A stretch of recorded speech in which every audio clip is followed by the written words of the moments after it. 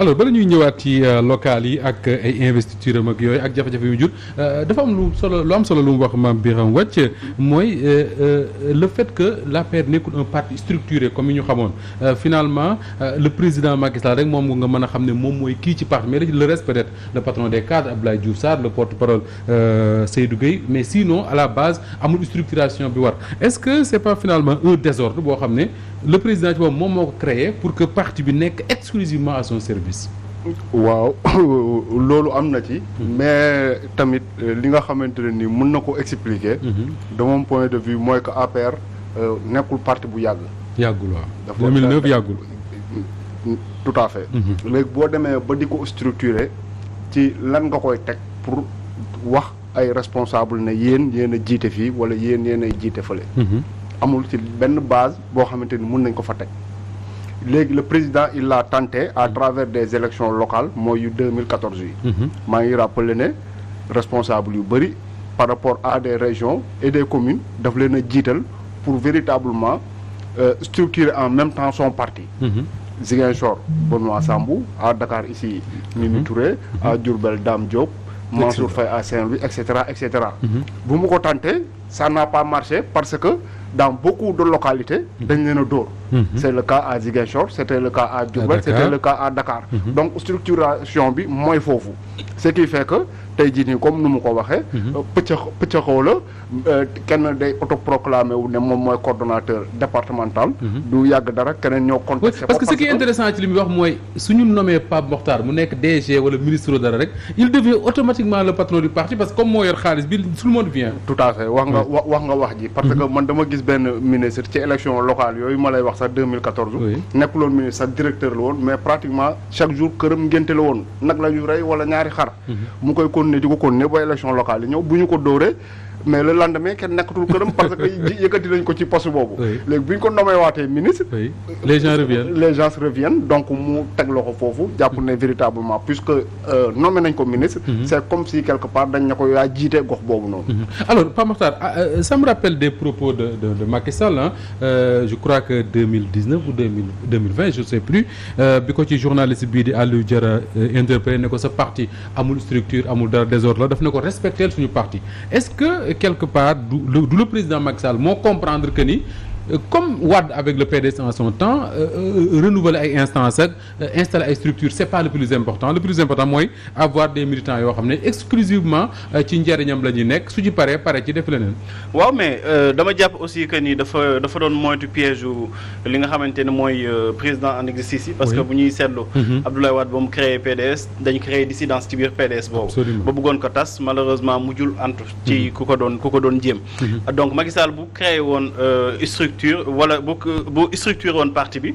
créé par exemple ay numéro 2. ci saas Abdoulaye Wade da koy jënd. parce que peut-être mën na bañ a jënd commission Macky Sall mais ñi topp ci moom mën na fexe ba jaar si ñooñu ba tas parti bi. indi dissidence ba parti bi dootu mën a am benn progression. donc je pense que ni boo xoolee parti yu mujj créé yëpp boo xoolee secrétariat bi kese moom mooy fonctionner. mais le reste dañ koy bàyyi vacant ay coordination dañuy teg noonu rek di ko bàyyi noonu parce que en fait li ñuy ragal rek mooy piège de division bu gars yi di créé. képp ku fi teg parti boo moytuwul ñu dem ci biir parti bi yóbbu fa ay nit ñoo xamante ni ëllëg ñoom ñooy créer division bi ñoom ñooy commencer xëy suba di naan non ñoom moom parti bi te bu ñuy def assemblée générale état bi da leen di financer gis nañ ko ci ay parti yu mag yoo xamante ni Abdoulaye Wade moo ko tas ba mu faloo ñëw créer ni way AJ/PADS ak yeneen yoo xamante ni assemblée générale bi sax Abdoulaye Wade moo la yónnee ay nit jox la xaalis jox la moyen ba léegi yow après da ngay revendiquer paternité parti bi donc yaakaar naa ni côté boobu la ko defee mais malheureusement loolu aussi dafay wane quelque part li nga xamante ne mooy suñu homme politique yi seen maturité parce que yaakaar naa ne bu ñu amoon certaine maturité dañuy fàtte ay jeux de division ak fàtte yooyu yëpp jéem a xool nañu fexee ba saafara jafe-jafe askan mais malheureusement ñoom seen ay mbir mooy ay calcul la ñuy denk bu ñuy nekkee ci pouvoir bi dañuy calculer nañuy toogee bu ñu nekkee ci kujje gi calculer na nañuy fexee ba falu alors est-ce que quelque part Mame Birame bala may ñëwaat ci la ñaan est-ce que quelque part suñu parti à commencer par le parti au pouvoir nekkuñu dans une violation permanente de la loi parti yoo xam ne du ñu dem congrès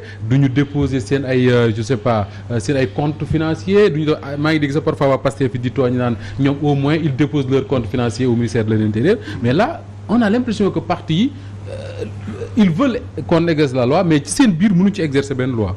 man de ci sama xam-xam. yaakaar naa ne ñetti parti au Sénégal ñoo mës a ki leen fondé créé leen. ñetti parti ñoo mas a changé leader. ci li ma xam. waaw muy LD. PIT. ak Talla Sylla mi fondé parti ñu nangu ko ci loxoom. nangu ko donc 3 yooyu laa xam Sénégal mais sinon. pour le reste RND dafay changer ay instances. oui bu Cheikh Anta Diop. RND dem na ba. nekk entre Diallo Diop ak Madior Diop ñu koy xëccoo waaw mais sinon pour le reste ka ko créé ba jusqu'à présent. moom moo koy jiite. a commencé par le PDS de maître Abdoulaye Wade 74 ba jusqu'à présent. moom moo ko jiite. AFP depuis sa création. ba léegi Moustapha Niasse moo ko jiite.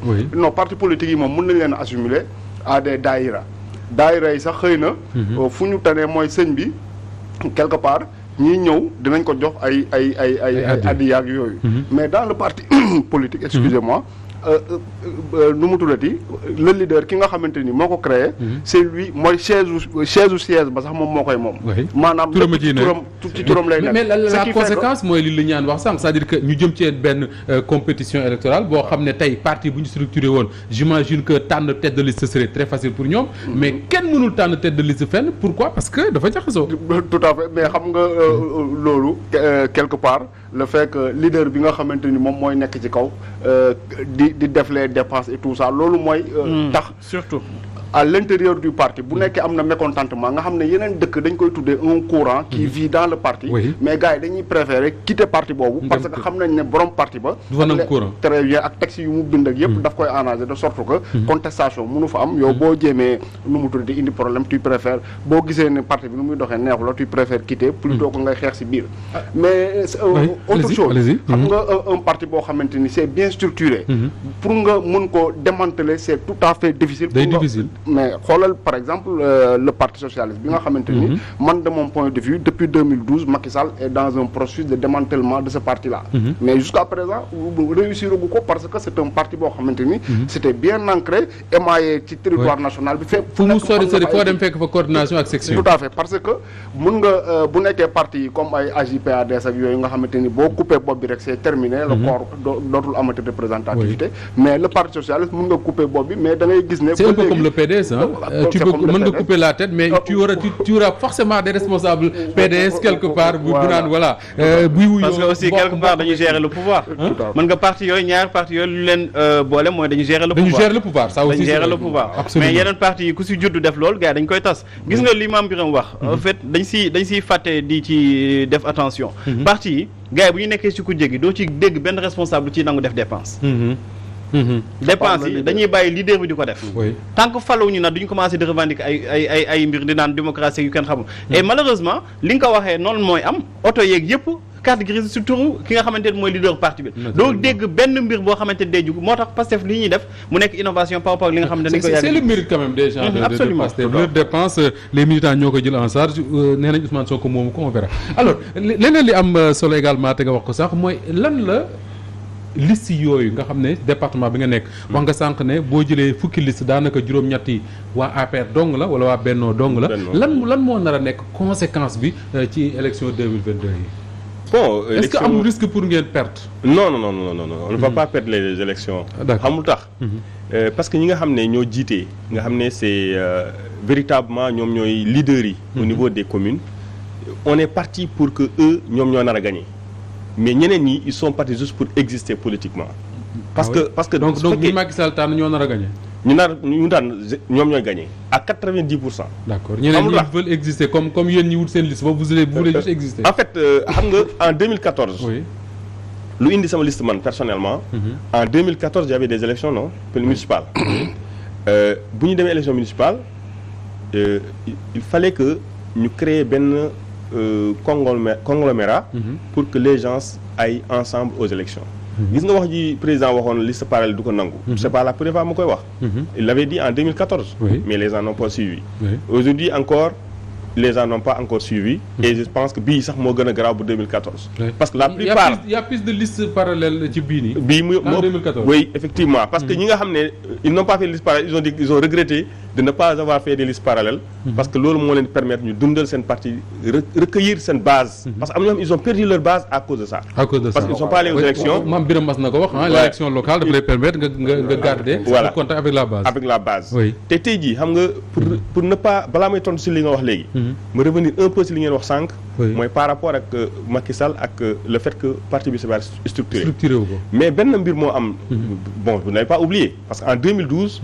quand le président Macky Sall a gagné les élections au premier tour avec 26%. oui pour aller au deuxième tour mënoon a dem moom kese face à Abdoulaye Wade. mais pour se conforter moo tax mu xëcc ñeneen ñi ne Benno Bokk Yaakaar. oui pour éviter que Benno bi tas. aujourd'hui soo xoolee dañu bañ a wax ne Benno parti la. mais en vérité. Benno fonctionne comme un parti ça fonctionne comme un parti. parce que soo seetlee à chaque fois ils vont dire que le quota de PS le quota de l'AFP le quota de Nangam. et ça s'est passé dans plusieurs mairies en disant. oui on laisse les maires qui étaient là à leur position. initiale c'est pour permettre ñi nga xam ne ay PS lañu suñu demoon.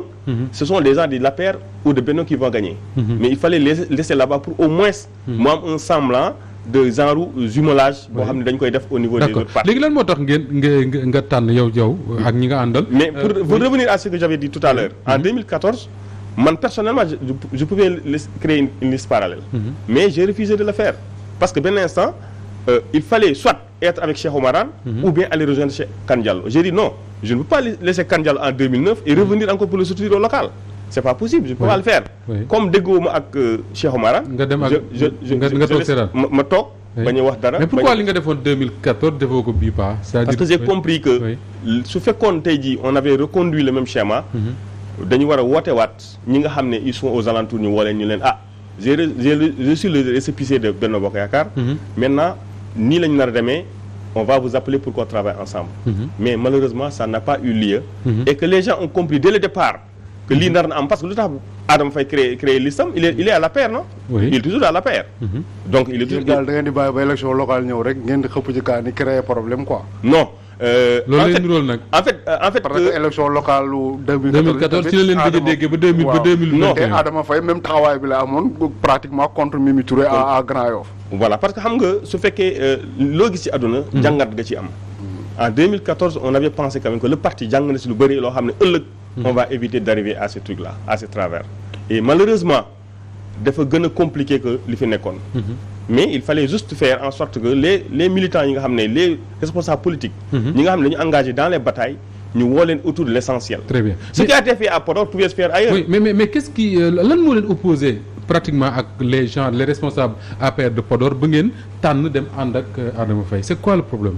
le problème c'est que étant donné que tu vas aller aux élections et que tu ne peux pas partir avec ki nga xam ne ni jox nañ ko liste bi il faut nga xool koo xam ne jege na la parce que Adama Faye moi je l'ai connu personnellement en 2012 te daanaka président Macky moo tax ma xam ko parce que en 2012 ñun ñëpp dañ dem ci àll bi Adama Faye moo descendre à Dakar c'est lui qui donnait les t-shirts qui donnait tout ce qui va avec c'est en ce moment moi que je l'ai connu c'est mooy permanence et là de temps en temps il allait même dans les régions et revenir man ñoom ñoo tax ma xam kii su ma xoolee liste yi fi nekk xool récépissé yëpp ma dem ci Adama Faye moo ma gënal ma dem ci keneen d'accord donc mais amu leen problème ak Cheikh Oumar Anne ou ñi jiite foofu non c'est bien sûr parce que dans le département de Podor tey jii vous allez vous rendre compte que dans les jours à venir vous allez comprendre que déchirure bu amoon Podor ba léegi am na ci parce que am na foo xam ne le parti day wax ne teg naa diw Abdoulaye Daouda Diallo ñëw teg nitam c'est le cas de Fanay c'est le cas de yoo xam ne APR dañ ne diw la ñuy teg Abdoulaye Daouda Diallo oui à Fanay on a dit que le parti a pris Aliou Gaye